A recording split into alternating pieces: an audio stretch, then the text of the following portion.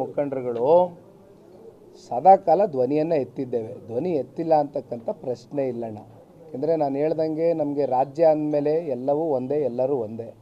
ಹಾಗಾಗಿ ನಿಮ್ಮ ಜೊತೆಯಲ್ಲಿ ಈ ಭಾಗದಲ್ಲಿ ಇರ್ತಕ್ಕಂಥ ರೈತರ ಪರವಾಗಿ, ನೀರಾವರಿ ವಿಚಾರವಾಗಿ ಸದಾಕಾಲ ಜೊತೆಯಲ್ಲಿ ಇರ್ತೇವೆ ಅಂತಕ್ಕಂಥದ್ದನ್ನ ಹೇಳಲಿಕ್ಕೆ ಬಯಸ್ತೇನೆ. ಪಾದಯಾತ್ರೆಯ ಬಳಿಕ ಯಾವ ರೀತಿ ಪಾದಯಾತ್ರೆಯಲ್ಲಿ ಒಂದು ಜನಸಾಗರ ನಮ್ಮ ಜೊತೆಯಲ್ಲಿ ಏನು ನಾವು ರಾಮನಗರ ಇರ್ಬೋದು, ಮಂಡ್ಯ ಇರ್ಬೋದು, ಮೈಸೂರು ಇರ್ಬೋದು, ಸತತ 121 ಕಿಲೋಮೀಟ್ರು ಪಾದಯಾತ್ರೆಯನ್ನು ಏನು ಮಾಡಿದ್ವು ತಾವೆಲ್ಲ ಮಾಧ್ಯಮದಲ್ಲಿ ನೋಡಿದ್ದೀರಿ. ಇವತ್ತೇನು ಈ ಸರ್ಕಾರದ ಒಂದು ಆಡಳಿತ ಯಾವ ರೀತಿ ಒಂದು ವಿಫಲವಾಗಿದೆ ಅಂತಕ್ಕಂಥದ್ದು, ಭ್ರಷ್ಟಾಚಾರ ಯಾವ ರೀತಿ ತಾಂಡವಾಡ್ತಾ ಇದೆ ಅಂತಕ್ಕಂಥದ್ದು ನಮ್ಮ ಕಣ್ಮುಂದೆ ಇರ್ತಕ್ಕಂಥ ಸಾಕ್ಷಿ. ಸರ್ಕಾರದ ವಿರುದ್ಧವಾಗಿ ನಾವು ಮಾಡಿದಂಥ ಒಂದು ಪಾದಯಾತ್ರೆಯಲ್ಲಿ ಸಹಸ್ರಾರು ಸಂಖ್ಯೆಯಲ್ಲಿ ರೈತರಿರ್ಬೋದು, ಹಲವಾರು ಸಂಘಟನೆಗಳಿರ್ಬೋದು ನಮ್ಮ ಜೊತೆಯಲ್ಲಿ ಬೆಂಬಲವಾಗಿ ನಿಂತಿರ್ತಕ್ಕಂಥದ್ದು ಸಾಕ್ಷಿ ಇದೆ. ಹಾಗಾಗಿ ಪಾದಯಾತ್ರೆ 100ಕ್ಕೆ 100 ಯಶಸ್ಸು ಸಿಕ್ಕಿದೆ. ಆದರೆ ಈಗಾಗಲೇ ಏನೋ ಪ್ರಾಸಿಕ್ಯೂಷನ್ಗೆ ಅನುಮತಿ ಕೋರಿ ಇವತ್ತು ಕೋರ್ಟಲ್ಲಿ ಈಗಾಗಲೇ ನಡೀತಾ ಇದೆ ವಾದ ವಿವಾದಗಳು. ಬಹುಶಃ 12ನೇ ತಾರೀಕು ನಮಗೆಲ್ಲವೂ ಕೂಡ ಗೊತ್ತಾಗುತ್ತೆ.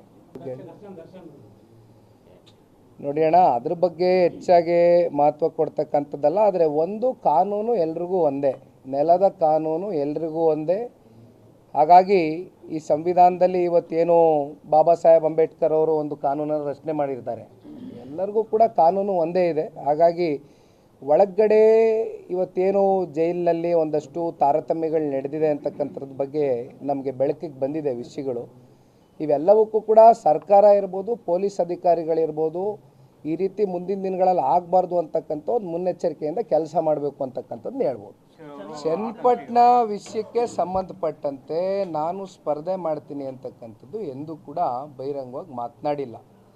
ನಾನು ಪಕ್ಷದ ಕಾರ್ಯಕರ್ತನಾಗಿ ಇನ್ನು 3.25 ವರ್ಷ ನಮ್ಮ ಮುಂದೆ ಏನು ಮುಂಬರ್ತಕ್ಕಂಥ ವಿಧಾನಸಭಾ ಚುನಾವಣೆ ಇದೆ, ಇವೆಲ್ಲವನ್ನ ತಲೆನಲ್ಲಿಟ್ಕೊಂಡು ಒಬ್ಬ ಕಾರ್ಯಕರ್ತರನ್ನ ಗುರುತಿಸ್ತಕ್ಕಂಥ ಕೆಲಸ, ಪಕ್ಷವನ್ನು ತಳಮಟ್ಟದಿಂದ ಕಟ್ತಕ್ಕಂಥ ಕೆಲಸವನ್ನು ನಾನು ಮಾಡ್ತಾ ಇದ್ದೇನೆ. ಜೊತೆಯಲ್ಲಿ ಚನ್ನಪಟ್ಟಣ ವಿಧಾನಸಭಾ ಕ್ಷೇತ್ರ ಸನ್ಮಾನ್ಯ ಕುಮಾರಣ್ಣ ಅವರು ಪ್ರತಿನಿಧಿಸಿರ್ತಕ್ಕಂಥ ಕ್ಷೇತ್ರ. ಅನಿರೀಕ್ಷಿತ ರಾಜಕಾರಣದ ಬೆಳವಣಿಗೆಗಳು, ಕೇಂದ್ರದ ನಾಯಕರು ದೆಹಲಿಗೆ ಹೋದಂಥ ಸಂದರ್ಭದಲ್ಲಿ ಸನ್ಮಾನ್ಯ ಕುಮಾರಣ್ಣ ಅವರಲ್ಲಿ ಒಂದು ಸಲಹೆಯನ್ನು ಕೊಟ್ಟರು. ಹಳೆ ಮೈಸೂರು ಪ್ರಾಂತ್ಯದಲ್ಲಿ ಏನಾದರೂ ಒಂದು ಲೋಕಸಭಾ ಕ್ಷೇತ್ರಗಳಲ್ಲಿ ಸನ್ಮಾನ್ಯ ಕುಮಾರಣ್ಣ ಅವರು ಸ್ಪರ್ಧೆ ಮಾಡ್ತಕ್ಕಂಥದ್ದಾದಾಗ ಇನ್ನು ಅಕ್ಕಪಕ್ಕ ಲೋಕಸಭಾ ಕ್ಷೇತ್ರಗಳಲ್ಲೂ ಕೂಡ ಅದು ಒಳ್ಳೆ ಪರಿಣಾಮಕಾರಿಯಾದಂಥ ಒಂದು ಫಲಿತಾಂಶ NDA ಅಭ್ಯರ್ಥಿಗಳ ಪರವಾಗಿ ಬರಲಿಕ್ಕೆ ಸಾಧ್ಯ ಆಗುತ್ತೆ. ದಯಮಾಡಿ ನೀವು ಈ ಸಲಹೆ ಸ್ವೀಕಾರ ಮಾಡಬೇಕು ಅಂತಕ್ಕಂಥದ್ದು ಅವರೇನು ಸಲಹೆಯನ್ನು ಕೊಟ್ಟರು. ಇವೆಲ್ಲವನ್ನು ಪರಿಗಣನೆಗೆ ತಗೊಂಡು ಕೊನೆ ಹಂತದಲ್ಲಿ ಮಂಡ್ಯದಿಂದ ಸ್ಪರ್ಧೆ ಮಾಡಿ ಇವತ್ತು ಕೇಂದ್ರದ ಸಚಿವರಾಗಿ ಕೆಲಸವನ್ನು ಮಾಡ್ತಾ ಇದ್ದಾರೆ. ಹಾಗಾಗಿ ಅವರ ಒಂದು ಕ್ಷೇತ್ರ ಇವತ್ತೇನು ತೆರವುಗೊಂಡಿದೆ. ಈಗ ನಾನು ನಿರಂತರವಾಗಿ ಕ್ಷೇತ್ರದಲ್ಲಿ ಭೇಟಿಯನ್ನು ಕೊಡ್ತಾ ಇದ್ದೇನೆ. ಪ್ರತಿ ಪಂಚಾಯಿತಿ ಹೆಡ್ ಕ್ವಾರ್ಟರ್ಸ್ಗಳಿಗೆ ಹೋಗಿ ಮುಖಂಡರುಗಳ ಅಭಿಪ್ರಾಯವನ್ನು ಸಂಗ್ರಹಣೆ ಮಾಡ್ತಾ ಇದ್ದೇನೆ. ಇವೆಲ್ಲವೂ ಕೂಡ ಪಕ್ಷದ ವರಿಷ್ಠರ ಗಮನಕ್ಕೆ ತೊಗೊಂಡು ಬಂದು ಇಡ್ತೇನೆ.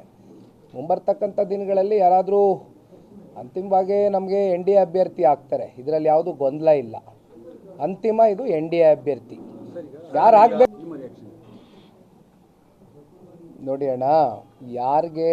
ಯಾರ ಬಗ್ಗೆ ಭಯ ಇದೆ ಭಯ ಇಲ್ಲ ಅಂತಕ್ಕಂಥದ್ದು ಪ್ರಶ್ನೆ ಅಲ್ಲ ಇಲ್ಲಿ. ಇವತ್ತು ಸಾಕಷ್ಟು ಒಂದು ವರ್ಷದ ಹಿಂದೆ ಇವತ್ತೇನು ಈ ಕಾಂಗ್ರೆಸ್ನ ಸರ್ಕಾರ ಆಡಳಿತಕ್ಕೆ ಬಂತು, 136 ಜನ ಶಾಸಕರನ್ನ ಈ ರಾಜ್ಯದ ಜನತೆ ಆಶೀರ್ವಾದ ಮಾಡಿ ಗೆಲ್ಲಿಸಿದ್ದಾರೆ. ಏನು 5 ಗ್ಯಾರಂಟಿಗಳ ಹೆಸರಲ್ಲಿ ಇವತ್ತು ಸರ್ಕಾರ ರಚನೆ ಮಾಡಿರ್ತಕ್ಕಂಥ ಈ ಕಾಂಗ್ರೆಸ್ ಪಕ್ಷ ಯಾವ್ಯಾವ ರೀತಿ ನಡ್ಕೊಂಡಿದೆ? 5 ಗ್ಯಾರಂಟಿಗಳನ್ನ ಕೊನೆ ಪಕ್ಷ ಏನಾದರೂ ಫುಲ್ಫಿಲ್ಮೆಂಟ್ ಮಾಡಲಿಕ್ಕಾಗಿದೆಯಾ? ಇವತ್ತು ಕಾಂಗ್ರೆಸ್ಸು ಈ ದೇಶದಲ್ಲಿ ಇರ್ತಕ್ಕಂಥ ರಾಜ್ಯಗಳಲ್ಲಿ ಇವತ್ತೇನು ಈ ಗ್ಯಾರಂಟಿಗಳ ಬಗ್ಗೆ ಏನು ಇವತ್ತು ಮಾತನಾಡ್ತಾ ಇದ್ದಾರೆ, ಆ ರಾಜ್ಯಗಳ ಪರಿಸ್ಥಿತಿ ಏನಾಗಿದೆ, ಆರ್ಥಿಕ ಪರಿಸ್ಥಿತಿಗಳೇನಾಗಿದೆ ಮಾಧ್ಯಮದಲ್ಲಿ ನಾವೇ ನೋಡ್ತಾ ಇದ್ದೇವೆ ದಿನನಿತ್ಯ. ಹಾಗಾಗಿ ಇದು ಸುಮ್ಮನೆ ಇವೆಲ್ಲ ವೈಯಕ್ತಿಕವಾಗಿ ಮಾತನಾಡ್ತಕ್ಕಂಥ ವಿಚಾರ ಅಲ್ಲ. ಸಾಕಷ್ಟು ಸಮಸ್ಯೆಗಳು ನಮ್ಮ ರೈತರು ಎದುರಿಸ್ತಾ ಇದ್ದಾರೆ. ಸಾಕಷ್ಟು ಸಮಸ್ಯೆಗಳು ಹಿಂದುಳಿದಿರ್ತಕ್ಕಂಥ ಜನಾಂಗದ ಹೆಸರಲ್ಲಿ ಇವತ್ತು ಏನು ಆಡಳಿತಕ್ಕೆ ಬಂದಿರತಕ್ಕಂಥ ಮುಖ್ಯಮಂತ್ರಿಗಳು, ಇವೆಲ್ಲವಕ್ಕೂ ಕೂಡ ಉತ್ತರ ಕೊಡಬೇಕು ಅಂತಕ್ಕಂಥದ್ದು ನಾವು ವಿರೋಧ ಪಕ್ಷವಾಗಿ ನಮ್ಮ ಕೆಲಸವನ್ನು ನಾವು ಮಾಡ್ತಾ ಇದ್ದೇವೆ. ಆದಂಥ ಯಾರ ಬಗ್ಗೆನೂ ನಾವು ಟೀಕೆ ಪ್ರಹಾರಗಳು ಮಾಡಬೇಕು ಅಂತಕ್ಕಂಥ ಉದ್ದೇಶದಿಂದ ಮಾಡ್ತಾ ಇರ್ತಕ್ಕಂಥದ್ದಲ್ಲ. ಅದು ಭಾಳ ಸ್ಪಷ್ಟವಾಗಿ ಹೇಳ್ತೇನೆ.